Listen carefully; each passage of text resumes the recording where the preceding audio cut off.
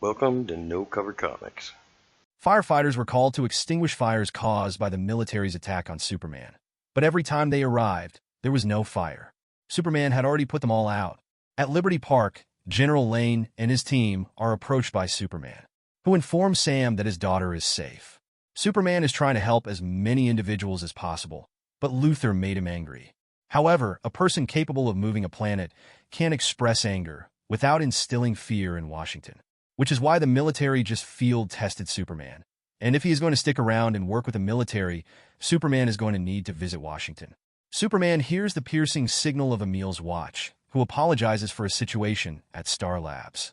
As Superman leaves the general and flies away, Emil informs Superman that he foolishly allowed Lex to upload Hank's consciousness into a drone. The drone can't be turned off because Hank disabled the interface, and the drone is built to withstand extraordinary pressures, is incredibly strong, can fly, and has lasers. They put an unstable mind in a cybernetic version of Superman. Just another night in Metropolis. Lex attempts to calm Commander Henshaw, but is unsuccessful, resulting in him being thrown through a window as a consequence. Upon observing his body, Hank examines it more closely, prompting his wife Pere to help him calm down. Looking at the broken shell he's become, Henshaw wants to cry, but with what's been done to him, he can't. Then, in a fit of rage, he accidentally obliterates his former body. Coming to himself for a moment, Emil and Lex try to talk to Hank. Hank remembers the accident and goes after Lex again. Terry jumps in and starts blaming Superman for Hank's condition. Of course, Lex plays into this.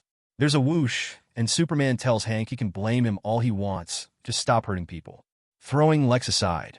With seeing Superman, Commander Henshaw feels again. As Superman and Hank prepare to clash, Emil ushers Terry out. Hank rushes at Superman, but he's countered and thrown through a wall. Having shattered the drone, Superman apologizes. Once the drone repairs itself, Hank insists Superman should have saved him, arguing that if he can't save everyone, it's time for someone else to step in. He knocks Superman through 10 buildings. Superman doesn't want to fight Hank, so he persists with trying to talk Henshaw down and get him help. Hank retorts that Superman failed him when it mattered. If he can't save everyone, why try? Superman responds that just because something is impossible doesn't mean one should stop trying. After delivering a powerful blow, Superman reminds Hank of his identity, Hank Henshaw, and says it's time to go home. His wife is worried. Hank protests he can't return like this, and Superman insists it's better than not going home at all, vowing to save Hank from himself. At Star Labs, plans are in place for Mrs. Henshaw to visit whenever she wants. Hank requests to speak with Superman before leaving. He apologizes, admitting he thought he was doing the right thing but lost himself, and questions how Superman manages to keep going. Meanwhile, in the Kansas cornfield, Oliver and Chloe become aware that they are being followed and decide to split up. Green Arrow confronts the individual they have been tracking and inquires about why his name is on their ship. Saying his wife built it for them, they attack. Oliver recognizes the stranger's fighting style, but is momentarily distracted when the individual references another Earth.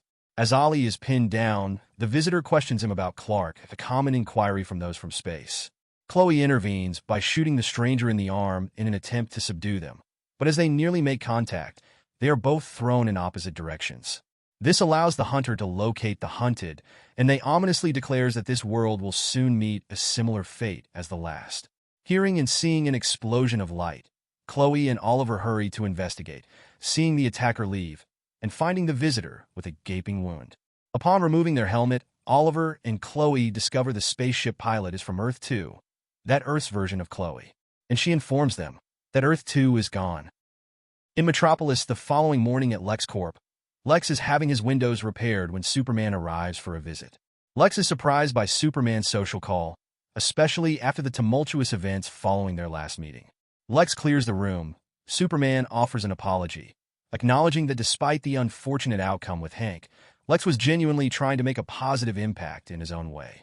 Lex expresses his disappointment regarding the disastrous consequences of the transfer, yet he is determined to explore alternative methods to assist those in need. With a sense of nostalgia for their past friendship, Clark extends his hand to Lex, who, however, does not reciprocate the gesture. Noticing a security map, Superman inquires whether Lex is monitoring his building. Lex then explains that the radiation from the shuttle has created a trail, allowing him to track Superman for the next 500 years. Clark realizes that the shuttle launch incident revolved around him and asserts that Lex has no right to monitor him. Luthor states Superman acts like a deity with his actions, and he has no right. He will be aware of Superman's whereabouts as he goes about his endeavors. Clark warns Lex that this isn't over, to which Lex responds, "Good." On the roof of the Daily Planet, Lois is looking for Clark Kent, but only finds Superman. She won't be seeing Clark for a while. He is put in for an extended leave. Clark explains that Lex used the shuttle accident to paint him with radiation. Lex can track him wherever Clark goes with his satellites. Emil has run tests, and Lex wasn't bluffing. Superman can't go anywhere that is connected to Lois and Clark's life together. Though Lois wants to destroy the satellites, but they can't punch this problem away. So they both promise to do what they can, to come home and take down Lex. At the Smallville Medical Center, Chloe from Earth 2 has died. After making arrangements for the body, Oliver asks his wife if she is okay. Having just watched herself die, she is not. Earth 2 Chloe came all this way just to be killed, but she delivered a message before her death. Tell Superman, it's coming, the crisis. That night. But, as always, we rise to face the challenge. We're the city of tomorrow for a reason, no matter what this crazy world throws at us. Come on. Come on. Damn. We find some way to make each day better than the last. Meanwhile, knowing Superman can hear her, Lois talks to her man, letting him know she loves him, and just seeing him isn't enough. But it'll have to do for now. Thanks for watching. Please comment, like, and subscribe.